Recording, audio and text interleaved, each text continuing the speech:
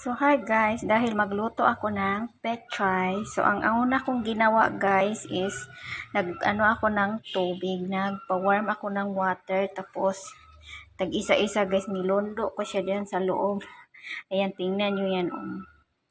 Yan ang kinalabasan para mamatay yung mga germs na kumapit doon sa pechay. So ayan ang hitsura niya guys.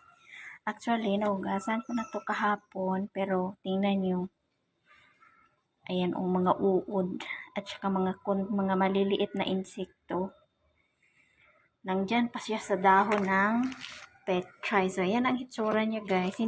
Huwag nyo naman siyang pakuluan ng tubig na sobrang kulo. Yung sakto lang ba, yung parang pangpaligo lang ng baby ba, yan, ganyan lang kainit. Para hindi naman siya masyadong maluto yung leaves ng ating pechay. At saka, lagyan natin ito guys,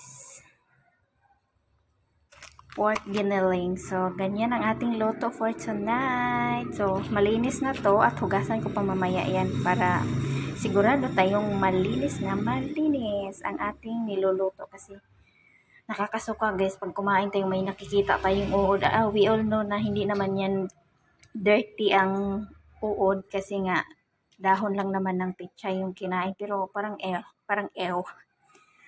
hindi ako comfortable kumain pag may nakakita ako ng uod sa aking food. Kaya